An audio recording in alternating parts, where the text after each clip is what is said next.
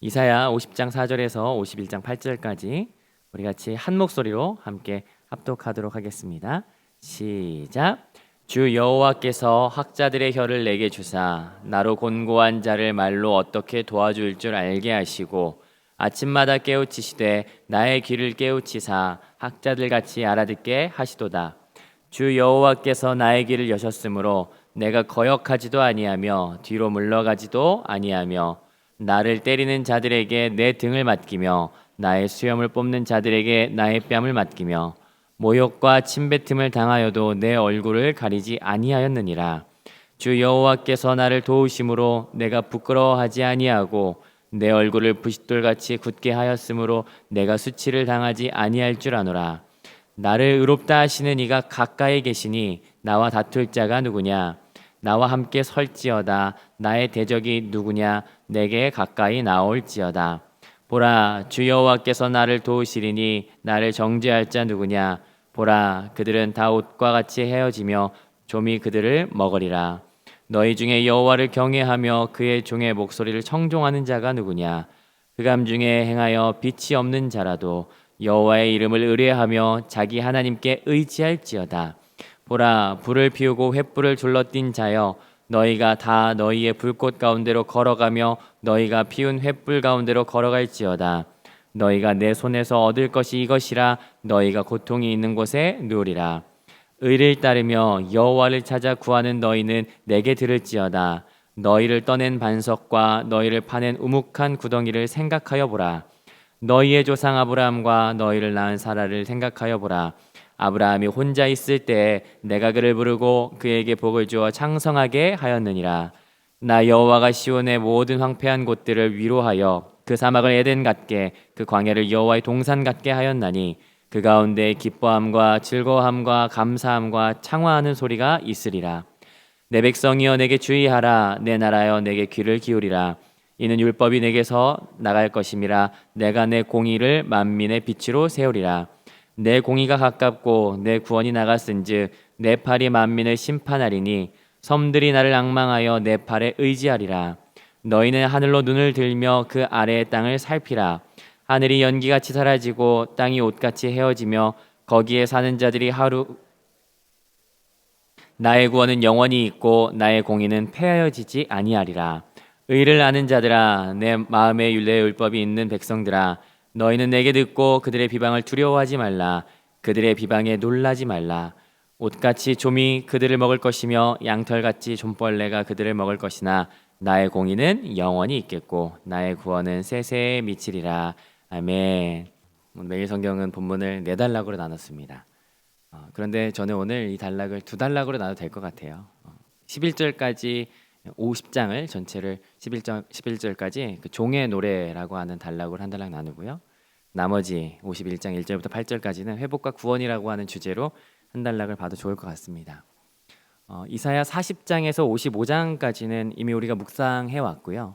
그리고 수요 예배 통해서 같이 개론을 접해서 알겠지만 분위기가 어떻습니까? 굉장히 밝고 그리고 희망적인 특징을 가지고 있습니다. 직전장인 39장만 해도 굉장히 좋지가 않죠. 39장 6절만 봐도 하나님께서 히스기야에게 말씀하시는데, 야, 네가 그 창고의 보물을 다 바벨론 사절에게 보여줬냐? 그거 다 바벨론으로 옮겨갈 것이다. 하나도 남김없이 다 옮겨갈 것이야 라고 하면서 그 절망스러운 통보를 받게 되는 것을 보게 돼요. 그런데 40장 1절이 딱 되면서부터 분위기는 급 반전됩니다. 40장 1절 제가 읽어드릴게요. 너희 하나님이 이르시되 너희는 위로하라. 내 백성을 위로하라. 분위기가 완전히 반전이 되죠. 하나님께서 70년의 세월을 이제 이스라엘이 보낸 이후에 이들이 돌아올 때이고, 그리고 지난 시간 화요일 수요일에도 같이 살펴봤지만 주의 백성들을 열방에서 다 모으시겠다. 사방에서 동서남북 사방에서 다 모아서 그 시온으로 모으게 하실 것이다라고 하는 그 메시지를 이 40장부터 55장에 쏟아놓는 것을 우리는 보게 됩니다. 그런데 40장부터 55장 가운데 우리가 놓치지 말아야 될 한 개념이 하나 있어요. 그건 뭐냐면 여호와의 종이라고 하는 개념입니다. 그것은 하나님께서 주의 백성들을 막 모으시고 회복시키실 때 딱 모으시는 게 아니고 그 중에 하나님께서 세우신 한 여호와의 종을 통하여 회복시키겠다라고 말씀하시는 내용이 이 40장부터 55장 안에 들어가 있는 거예요. 총 4번 하나님께서 그렇게 말씀하시는데요. 42장 1절에서 9절, 49장 1절에서 9절, 그리고 오늘 본문이죠. 50장 4절에서 11절, 그리고 이번 돌아오는 주일 본문입니다. 52장 13절에서 53장 12절에 있는 이 구절을 우리는 흔히 종의 노래라고 이야기를 해요. 왜냐하면 시적 형태로 되어 있고 이것이 종에 관하여 이야기하고 있는 노래하고 있는 노래라고 이야기해서 종의 노래라고 이야기를 하죠. 근데 우리가 이제 이 종의 노래를 같이 살펴보면서 오늘 본문이니까 살펴보면서 고민을 해봐야 될 게 뭐냐면 그럼 이 종이 누구냐라고 하는 거예요. 복음주의 관점에서는 당연히 예수 그리스도께서 이 종이 되신다라고 해석하게 되죠. 사실 그렇게 해석하는 것이 가장 건전한 해석이기도 하고요. 그런데 복음주의 관점이긴 하지만 사실은 구약 안에서만 이것을 해석한다면 3가지 정도로 이 종이 누군지에 대해서 추측을 해볼 수 있습니다. 첫 번째는 개인이 아니라 어떤 한 단체, 이스라엘이라고 하는 그런 공동체라고 보거나, 아니면 두 번째는 메시아가 아닌 어떤 다윗이나 아니면 페르시아의 어떤 고레스나 뭐 이런 인물로 해석하는 접근도 있고요. 세 번째는 초월적인 존재, 신적인 존재, 그 메시아라고 하는 그 인물에 대해서 이야기를 할 수가 있을 것입니다. 그런데 이 개념을 신약까지 가지고 와서 조금 더 확장을 시켜서 우리가 이해를 한다면 당연히 이 종은 예수 그리스도가 되시는 것이 맞는 거예요. 우리를 죄로부터 영원히 구원하실 그 구원자, 전능자이신 예수님으로 이 종을 보는 것이 타당한 해석이 됩니다. 그런데 하나가 더 있어요. 그건 뭐냐면 이사야 49장 6절, 우리가 지난 화요일에 봤던 그 본문인데요. 그 49장 6절에 나타나는 이방의 빛이라고 하는 그 여호와의 종을 지칭하는 그 내용을 신약에서 한 군데에서 인용을 하는데 그게 어딘지 제가 한번 읽어드리겠습니다. 사도행전 13장 47절인데요. 주께서 이같이 우리에게 명하시되 내가 너를 이방의 빛으로 삼아 너로 땅끝까지 구원하게 하리라 하셨느니라 하니, 그러니까 여기에서 이방의 빛으로 삼아서 내가 너를 이라고 이야기를 하고 있어요. 이사야 49장에서 46장 9절에서 이거 그 메시아 아니면은 그 여호와의 종을 지칭하는 내용이거든요. 이방의 빛. 그런데 여기 사도행전 13장에서 우리라고 하는 이들은 누구를 지칭하는 거냐면요, 바울과 바나바를 지칭하는 거예요. 그러니까 하나님께서 바울과 바나바를 이방의 빛으로 불러 세우셨다라고 말씀하시는 것이죠. 신약에 가서는 이방의 빛, 여호와의 종의 개념이 확장되는 것을 보게 돼요. 성경 전체를 본다면 예수 그리스도를 향하여 그 메시아, 이방의 빛, 여호와의 종이 모여드는 것을 보게 돼요. 그러니까 모든 그 이사야부터 출발해서 여호와의 종의 개념이 예수님을 향해서 정점에 이르는 것을 보게 돼요. 그러나 아이러니하게도 예수님을 지나면서부터 그 이방의 빛, 여호와의 종들의 개념은 예수님으로부터 출발되어 그 부르심을 입은 사도들 그리고 교회들로 확장되는 것을 보게 됩니다. 그러니까 오늘 이 이사야에 있는 여호와의 종을 이해하는 바르고 건전한 해석은 예수님을 이해하는 것이 가장 바르고 건전한 해석이에요. 그러나 거기에서 그치는 것이 아니라 우리가 예수님을 닮아가고 예수님의 그 제자로서 그 예수님의 발자취를 따라가는 자들이라면, 그렇다면 여호와의 종에 대한 이 본문을 대하는 우리의 입장은 하나님께서 우리가 이 길을 가라고 말씀하시는구나 라고 해석하는 것이 사실은 더 좋은 해석이라고 하는 것을 여러분에게 말씀을 드리고 싶어요. 사실은 이거 말씀드리려고 여호와의 종의 개념을 이렇게 장황하게 설명을 드렸습니다. 왜냐하면 여호와의 종에 대한 그 종의 노래를 묵상할 때 이것을 단순히 예수님 아니면 그냥 어떤 한 특정한 인물에 대해서 우리가 이렇게 그러니까 한정 지어둔다면 이 본문을 우리가 감상적으로 묵상할 수가 있어요. 그래, 그 예수님이지. 그렇게 묵상할 수 있는데 그것을 우리가 마땅히 가야 될 길로 조금 더 폭넓게 이해한다면 이에 대한 적용의 관점은 확실히 폭넓을 수밖에 없습니다. 그래서 오늘 이 4절부터 11절까지 종의 노래를 이러한 관점으로 예수님이 우리의 메시아가 됐어요. 구원자가 됐어요. 여호와의 종이 되세요. 그리고 더 나아가서 그 길을 우리가 따라가야 하는 우리들에게 적용할 수 있는 그 본문으로 같이 함께 이 본문을 묵상하면서 같이 살펴보고자 합니다. 같이 4절을 한번 살펴보도록 하겠습니다. 4절 함께 읽어보겠습니다. 시작. 주 여호와께서 학자들의 혀를 내게 주사 나로 곤고한 자를 말로 어떻게 도와줄 줄 알게 하시고 아침마다 깨우치시되 나의 귀를 깨우치사 학자들같이 알아듣게 하시도다. 여기 주 여호와께서라고 하고 시작하고 있어요. 오늘 본문 4절부터 11절까지 이 종의 노래에는요, 주 여호와께서가 4번 들어갑니다. 눈으로 한번 찾아보시죠. 몇 절에 있습니까? 4절, 5절, 7절, 9절에 있어요. 그러니까 오늘 이 이 종의 노래 4절부터 11절까지 이 노래를 이끌고 가는 가장 핵심적인 것은 뭐냐면 주 여호와께서라고 하는 거예요. 여호와의 종이지만 그 여호와의 종이 많은 것을 행하는 것 같지만 사실은 그 주도권은 어디에 있냐면 여호와 하나님께 있다는 사실입니다. 그럼 이것을 우리에게 한번 적용을 해보는 거예요. 우리가 사역하고 직분을 받고 하나님의 종으로서 부름을 받아서 사역하는 건 여러분 그것은 우리가 탁월하기 때문에 우리가 부름을 받았습니까? 아니에요. 탁월해서 하나님께 쓰임을 받는 것이 아니라 하나님께 쓰임 받기 때문에 탁월한 것입니다. 여기서 분명히 하고 가야 될 것 같습니다. 종은 여호와께서 주도하시는 자를 의미하는 것이지 우리가 주도하는 것이 아니라고 하는 사실이죠. 그러니 이 말씀이 오늘 우리 가운데 좀 적용되기를 원해요. 그것은 저와 여러분이 하나님께 쓰임 받는 것이에요. 하나님보다 앞서지 않는 것이에요. 그래서 하나님께 우리 자신을 내어드리고 하나님 마땅히 우리를 사용하여 주시옵소서라고 그렇게 고백할 수 있는 기도의 제목으로 나아가는 것이 오늘 우리가 이 말씀을 대하는 태도가 될 것입니다. 자, 이 종에게 하나님께서 무엇을 주셨습니까? 학자들의 혀와 또 그 후반부를 살펴보니까 학자들의 귀를 주셨어요. 학자들이라고 하는 말은 라마드라고 하는데 배우고 가르치다라고 하는 의미를 가지고 있습니다. 여러분 가르치는 게 쉽습니까? 어떤 사람들에게는 쉬울 수 있어요. 그런데 가르치는 거 사실은 쉽지 않습니다. 그런데 그 가르칠 혀를 주셨어요. 왜 주셨을까요? 잘 가르치라고 주셨겠죠. 그러나 오늘 본문을 살펴보면 그 이유가 나와요. 뭡니까? 곤고한 자를 돕기 위해서 돕기 위해서 하나님께서 그 혀를 주셨어요. 이 곤고한 자들은 1차적으로는 이스라엘 백성을 의미합니다. 곤고하다라고 하는 말은 피곤하다, 지쳤다라고 하는 의미죠. 피곤해서 하나님을 알지 못하는 거예요.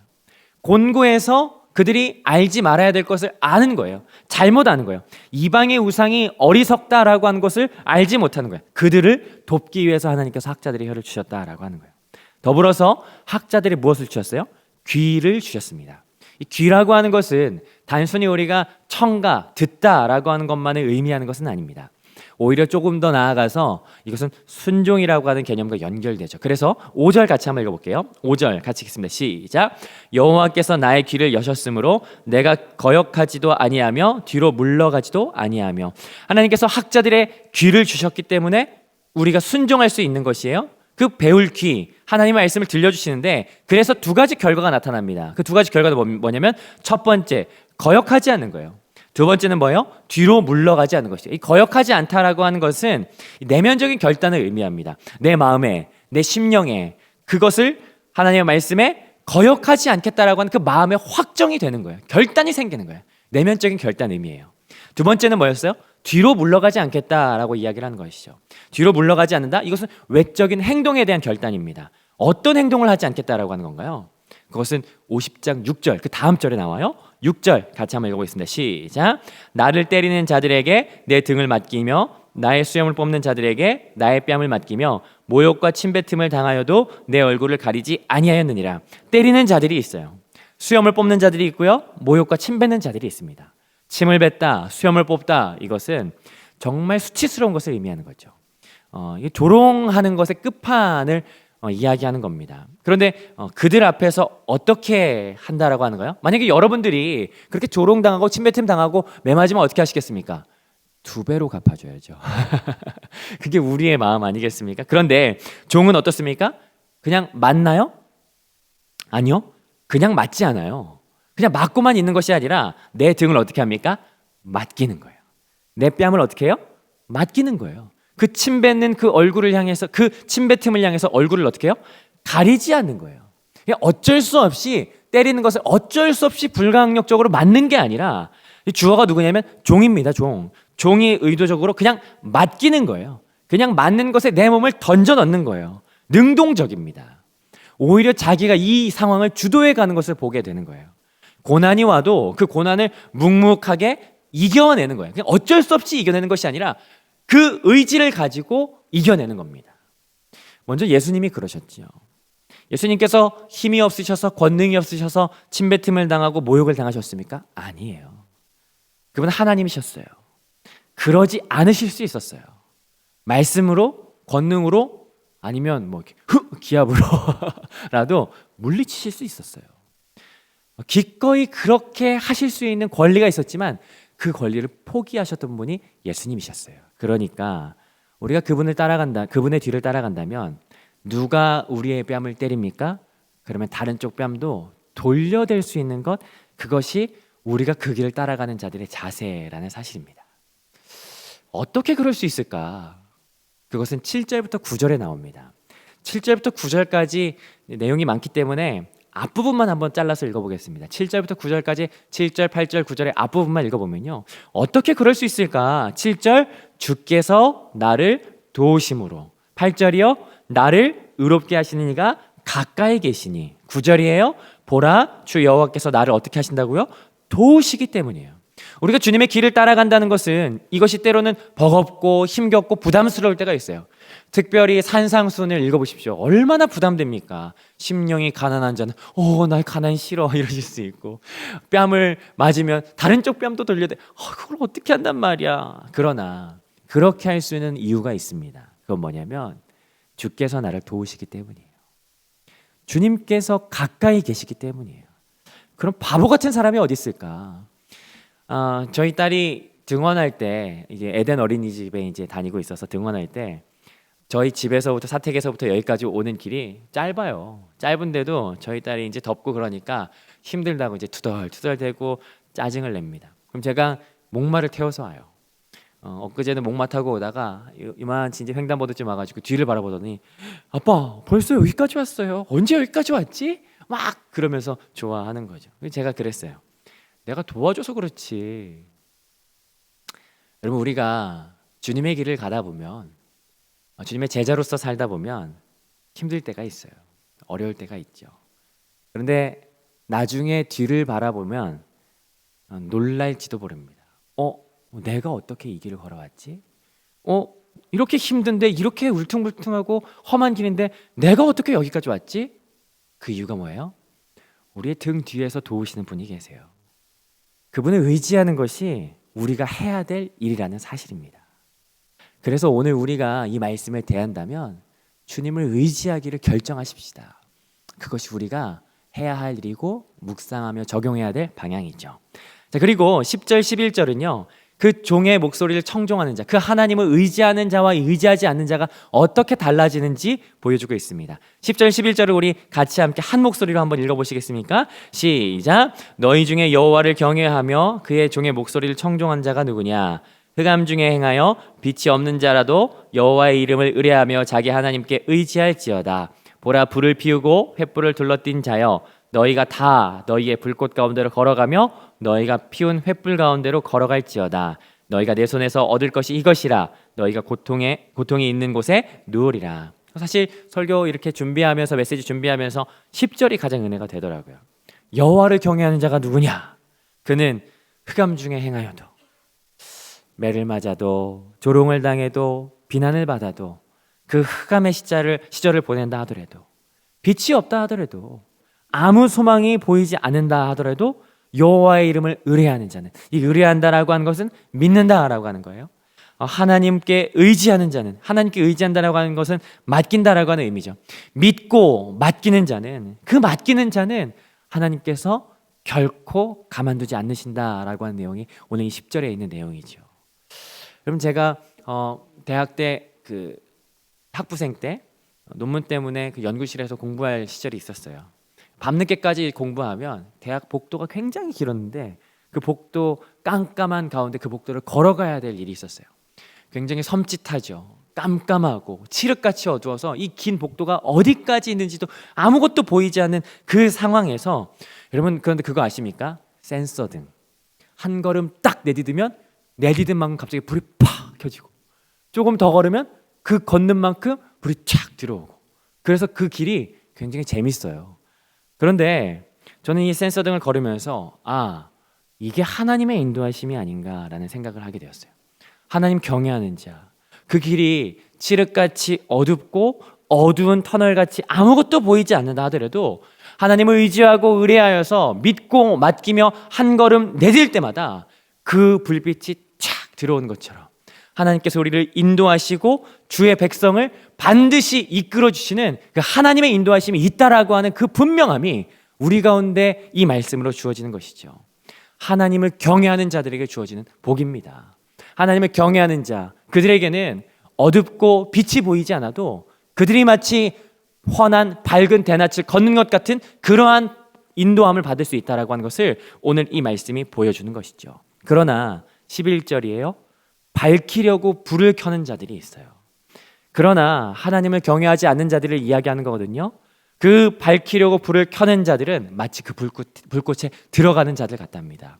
결론에서는 그들은 고통 가운데 눕게 될 것이다 라고 이야기를 하고 있죠. 하나님을 경외하지 않는 자들과 하나님을 경외하는 자들, 믿고 의지하는 자들, 그렇지 않은 자들에 대한 차이점을 오늘 10절, 11절에서 보여주며 마무리하고 있는 것을 보게 됩니다. 저는 오늘 이 종의 노래를 같이 함께 살펴보았어요. 본문을 정리하면서 이 종의 노래는 1차적으로 그 종이 누구냐라고 했을 때는 구약 안에서 어떤 한 구원자를 지칭하죠. 그러나 이것은 신약으로 확대되면서 그것은 영원한 죄에서 우리를 구원하실 예수 그리스도를 의지해요. 예수 그리스도를 의미합니다. 그러나 우리는 거기에서 그치지 않고 우리가 주님을 닮아가는 자, 주님의 제자로서 그 길을 따라가는 개념이 우리 안에 있다면 그 길은 반드시 우리의 길이 될 겁니다. 이 관점으로 우리는 본문을 살펴봤어요. 그렇다면 여러분 기억해 보시겠습니까? 우리가 적용해야 될 이 말씀이 첫 번째, 종이 될 수 있는 이유는 뭐예요? 종의 탁월함 때문이 아니라 주 여호와께서 주도하시기 때문이에요. 그러니까 오늘 우리가 하나님의 제자로서 하나님 닮아가는, 예수님 닮아가는 자들로서 그 종의 길을 걸어간다면 우리 오늘 우리의 삶을 하나님 앞에 내어 맡겨 드리십시다. 그게 종이 해야 될 일인 것이죠. 두 번째, 주께서 우리에게 학자들의 혀를 주심은, 주의 말씀을 묵상하게 하심은요, 곤고한 자를 돕게 하기 위해서예요. 우리들에게 곤고한 자가 누가 있으십니까? 우리 주위에 곤고한 자가 있으세요? 그렇다면 하나님께서 우리가 말씀을 묵상하고 하나님의 그 복된 길에 동참하게 하신 이유는 뭐냐면 그들을 향하여 우리의 손을 뻗으라고 우리 가운데 그 길에 동참하게 하셨다라고 하는 사실이죠. 그렇다면 오늘 우리가 하루를 살아가시면서 그 곤고한 이들을 향하여 눈을 돌리고 손을 뻗는 그 적용의 시간이 우리 가운데 있기를 소망합니다. 세 번째는요, 그것이 우리에게 들려질 때, 하나님의 말씀이 우리 가운데 들려질 때에는요, 내면적으로는 우리 안에 결단이 일어나야 된다는 것을 말하고 있어요. 또 외면적으로는 그 행동의 결단이 우리 가운데 있어야 한다는 것을 보여주고 있죠. 그것은 예수님처럼 고난의 길을 피하지 않는 것이에요. 내가 그럴 수 있기 때문이 아니라 주께서 우리와 함께 하시고 그럴 수 있게 하시기 때문이라는 것이죠. 그러니 우리가 말씀을 우리의 삶 가운데 적용하십시다. 내면의 결단으로 우리의 마음의 확정함이 우리 가운데 있으십시다. 그리고 거기에서 그치는 것이 아니라 우리가 그 삶으로서 그 말씀을 행하는 삶으로 나아가십시다. 네 번째예요. 네 번째는 하나님을 경외하는 자들에게는 흑암 중에도 빛이 없는 중에도 그 길을 마치 밝은 대낮처럼 걸어갈 수 있는 것이에요. 그 이유는 하나님께서 하나님의 백성이 자기를 의지하고 맡기는 자들에게 그렇게 하시겠다라고 말씀하시기 때문이죠. 그러니 오늘 우리가 같이 함께 결단하기를 하나님의 이름을 의지하십시다.